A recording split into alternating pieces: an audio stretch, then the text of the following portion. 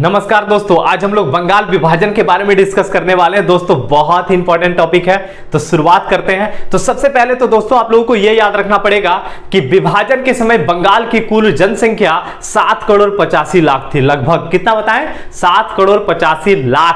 और ये जो बंगाल हम आपको बता रहे हैं ना, ये बहुत ही बड़ा प्रांत था, बहुत बड़ा एरिया था, बहुत बड़ा प्रांत था, क्योंकि बंगाल में उस समय उड़ीसा, बिहार, बांग्लादेश ये तीनों शामिल था। ये क्वेश्चन पूछता है कि विभाजन के समय याद रखिएगा बंगाल में उड़ीसा भी शामिल था, बिहार भी शामिल था, बांग्लादेश भी शामिल था। दोस्तों एक समय ऐसा था जब असम भी बंगाल में शामिल था, लेकिन असम बहुत पहले अलग हो गया था। कब अलग हो गया था? तो 1874 में असम अलग हो गया था।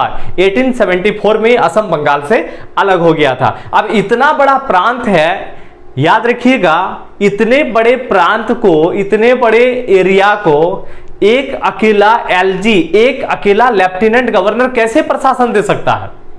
ऐसा हम नहीं बोल रहे हैं, ऐसा लॉर्ड कर्जन का कहना था कि लॉर्ड कर्जन ने बोला कि इतने बड़े प्रांत को एक अकेला लेफ्टिनेंट गवर्नर प्रशासन देने में असमर्थ है, वो नहीं दे सकता है प्रशासन। इसीलिए बंगाल का विभाजन होना चाहिए। मतलब याद रखिएगा लॉर्ड कर्जन जो बता रहे ना, इसने प्रशासनिक असुविधा को बंगाल विभाजन का कारण बताया, लेकिन वास्तव में प्रशासनिक नहीं था बल्कि कारण राजनीतिक था, क्योंकि उस समय बंगाल में जबरदस्त राजनीतिक एकता देखने को मिलता था और जिसे लॉर्ड कर्जन ने दो भागों में बांटने का प्रयास किया था। बंगाल में बहुत ज्यादा राजनीतिक एकता था। लॉर्ड कर्जन ने सोचा कि इसको यदि हम दो भागों में बांट दे तो ये कमजोर पड़ जाएगा, क्योंकि जब कोई एक रहता है तो काफी शक्तिशाली रहता है, जैसे विभाजन होता है वो क्या हो जाएगा? कमजोर हो जाएगा। क्योंकि अंग्रेज का नीति था फूट डालो और शासन करो। तो याद रखिएगा हम आपको बता रहे कारण यदि पूछता है तो प्रशासनिक असुविधा कारण बताया था, लेकिन वास्तव में कारण क्या था? राजनीतिक था। वास्तव में कारण क्या था?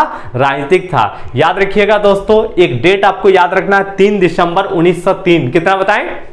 3 दिसंबर 1903 को। ये जो समय बता रहा है ना 3 दिसंबर 1903, इस दिन बंगाल विभाजन का प्रस्ताव ब्रिटेन की संसद में रखा गया। तो क्वेश्चन पूछता है प्रस्ताव कब रखा गया? तो 3 दिसंबर 1903 को। जब प्रस्ताव रखा गया तो इसका जबरदस्त विरोध शुरू हुआ, बहुत ज्यादा विरोध शुरू हो गया, और इसके विरोध में सबसे ज्यादा बैठक हुआ था ढाका के चट गांव में। कहां बताएं? ढाका के चट गांव में सबसे ज्यादा बंगाल विभाजन के विरोध में बैठक हुआ था। उस समय बंगाल का बहुत सारे लोकप्रिय नेता थे, जिसमें 2-3 नाम आपको याद रखना पड़ेगा। सुरेंद्रनाथ बैनर्जी बहुत इंपॉर्टेंट नाम है, याद रखिएगा। तो याद रखिएगा ये जो हम आपको बता रहे हैं सुरेंद्रनाथ बैनर्जी, इसके अलावा दोस्तों याद रखिए कृष्ण कुमार मिश्र, पृथ्वी चंद्र राय, ये जो नेता हम आपको बता रहे हैं ये तीनों ने अपने पत्रिकाओं के माध्यम से, अपने याद रखिएगा अखबार के माध्यम से बंगाल विभाजन का विरोध किया था। तो एक बंगाल विभाजन के विरोध में 3 गो अखबार आपको नाम याद रखना पड़ेगा। तो एक तो याद रखिएगा बंगाली, दूसरा हितवादी और तीसरा संजीवनी। ठीक है, तो सुरेंद्रनाथ बैनर्जी का बंगाली पता चल रहा, याद रखिएगा कृष्ण कुमार मिश्र का हितवादी, और याद रखिएगा ये जो हम आपको बता रहे पृथ्वी चंद्र राय उसका क्या था? तो संजीवनी।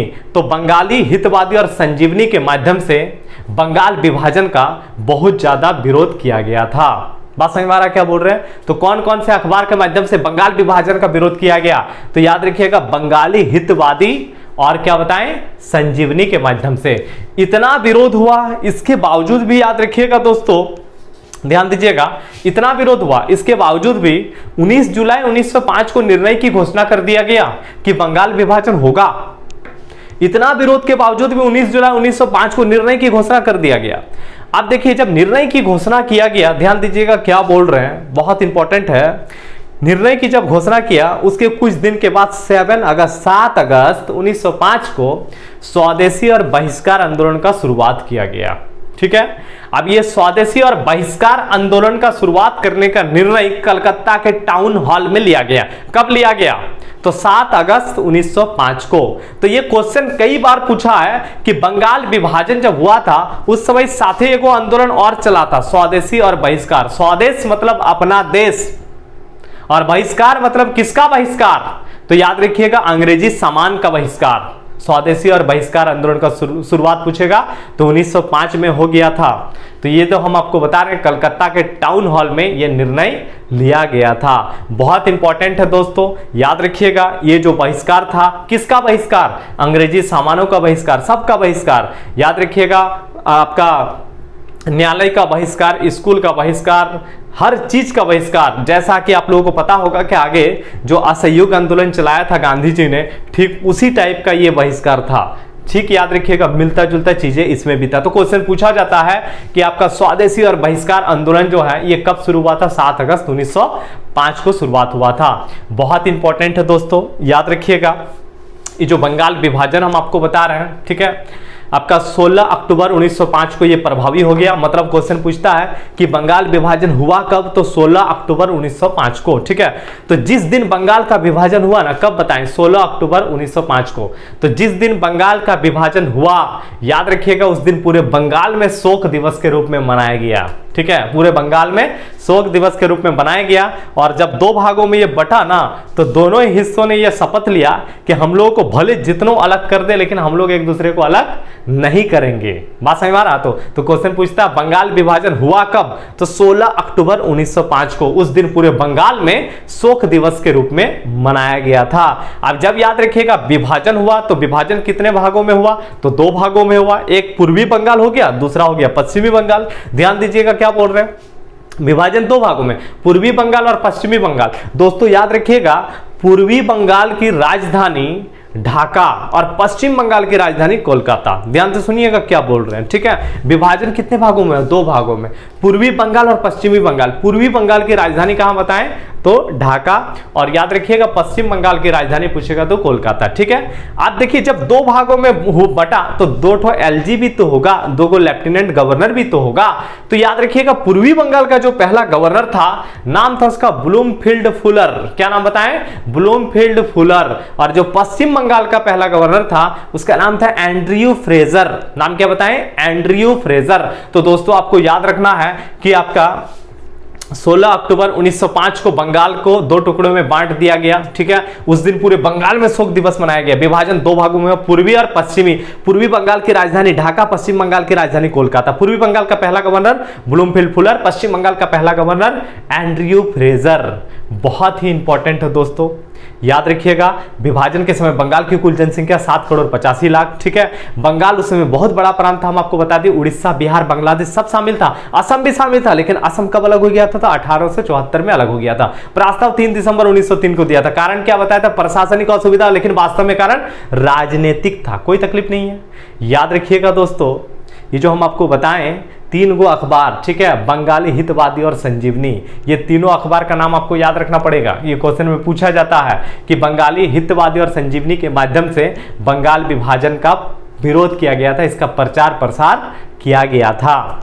ध्यान दीजिएगा दोस्तों, ये जो बंगाल विभाजन हम आपको बता रहे हैं ना, जब विभाजन हो गया, 2 टुकड़ों में बट गया, ठीक है, तो उस समय याद रखिएगा सुरेंद्र नाथ बैनर्जी ने कहा था कि निर्णय हमारे ऊपर एक वज्र की तरह गिरा है।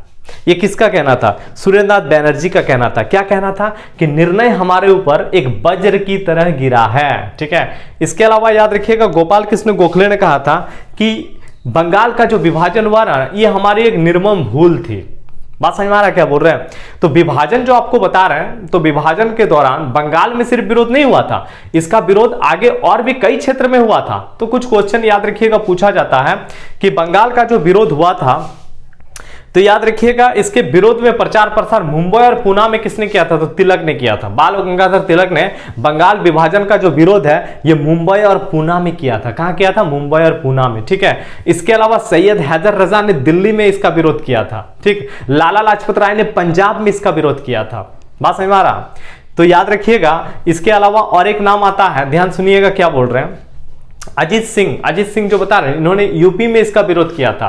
तो ये क्वेश्चन पूछा जाता है कि बंगाल विभाजन का विरोध सिर्फ बंगाल में नहीं, बंगाल के अलावा और भी कई क्षेत्र में हुआ था। ठीक है, तो मुंबई और पुणे में बंगाल विभाजन का प्रचार प्रसार, इसके विरोध में प्रचार प्रसार किसने किया? तो तिलक ने किया था। ठीक है, सैयद हैदर रजा ने कहा किया? दिल्ली में किया। याद रखिएगा इसके अलावा हम आपको बता रहे हैं कि आपका अजीत सिंह ने कहा किया, तो यूपी में किया। लाला लजपत राय ने कहा पंजाब में किया। इसके अलावा एक और नाम था चिदम्बरम पिल्ले, इन्होंने याद रखिएगा मद्रास में इसका प्रचार प्रसार किया था। तो मतलब बंगाल विभाजन का प्रचार प्रसार याद रखिएगा लगभग देश के हर हिस्से में हो रहा था। तो याद रखिएगा 1905 में कांग्रेस का एक बनारस अधिवेशन हुआ था, यह क्वेश्चन में पूछता है। देखिए दोस्तों 1905 में कांग्रेस का बनारस अधिवेशन बहुत इंपॉर्टेंट है। तो कांग्रेस का जो बनारस अधिवेशन हुआ था ना, इस अधिवेशन में अध्यक्षता गोपाल कृष्ण गोखले ने किया था और उन्होंने याद रखिए स्वदेशी और बहिष्कार आंदोलन का सूत्रपात किया था कि स्वदेशी और बहिष्कार आंदोलन जो है ये शुरुआत होगा, ये आगे चलेगा। बात समझ में आ रहा है क्या बोल रहे हैं? तो क्वेश्चन ये पूछा जाता है कि आपका 1905 में कांग्रेस के बनारस अधिवेशन में, बनारस का जो सेशन था उसमें अध्यक्ष कौन थे? तो गोपाल कृष्ण गोखले। क्या नाम बताएं? गोपाल कृष्ण गोखले। कोई तकलीफ नहीं है। तो ये जो बंगाल विभाजन आपको बता रहे हैं ना, ध्यान दीजिएगा, बहुत इंपॉर्टेंट है। विभाजन जो है इस समय पहली बार किसी सभा में 50 से 75 हजार आदमी इकट्ठा हुआ था। पहले एक सिस्टम था दोस्तों कि जब कभी भी आंदोलन होता था तो आंदोलन में आदमी इकट्ठा नहीं होता था। क्यों इकट्ठा नहीं होता था? कि आंदोलन में बहुत आदमी इंटरेस्ट लेता ही नहीं था। क्यों नहीं लेता था? क्योंकि याद रखिएगा सरकार चाहे किसी का भी हो, तकलीफ कब होता है? जब महंगाई बढ़े, जब डेली का सामान आना बंद हो। तो इस तरह का तकलीफ याद रखिएगा जब तक नहीं होगा तब तक आदमी समझेगा नहीं, ठीक है, और आंदोलन में इंटरेस्ट नहीं लेता था। इसीलिए बहुत इंपॉर्टेंट है, एक कमेटी था, नाम था उसका स्वदेश बांधव समिति। स्वदेश बांधव समिति दोस्तों याद रखना है, इसका संस्थापक अश्विनी कुमार दत्त था। क्या नाम बताया? अश्विनी कुमार दत्त। इसका काम था आंदोलन में लोग एकत्र करना। बात समझ में आ रहा? तो काम क्या था? आंदोलन में लोग एकत्र करने का काम करता था स्वदेश बांधव समिति। संस्थापक का नाम अश्विनी कुमार दत्त। याद रखिएगा वही होता था कि आप 1-2 दिन चल जाओगे आंदोलन के लिए, 2 दिन, तीसरा दिन आप अपना काम धंधा छोड़ करके नहीं जाओगे। बात समझ में आ रहा? तो सेम चीज वही होता था, आंदोलन में भीड़ नहीं जुटता था। तो आंदोलन में लोग एकत्र करने के लिए स्वदेश बांधव समिति का बहुत ही बड़ा योगदान है। इसका संस्थापक का नाम क्या बताएं? तो अश्विनी कुमार दत्त। दोस्तों ये बहुत इंपॉर्टेंट नाम है, तो आप लोगों को याद रखना पड़ेगा। दोस्तों याद रखिए जो बंगाल विभाजन बता रहे हैं इसको बंग भंग के नाम से भी जाना जाता है। किस नाम से जाना जाता है बंगाल विभाजन को?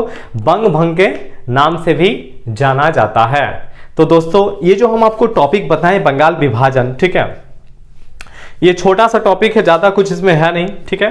तो आगे का टॉपिक हम लोग आगे नेक्स्ट वीडियो में आप लोगों को बताया जाएगा, जो काफी इंपॉर्टेंट होगा क्योंकि आगे हम लोग पढ़ने वाले हैं, ठीक है।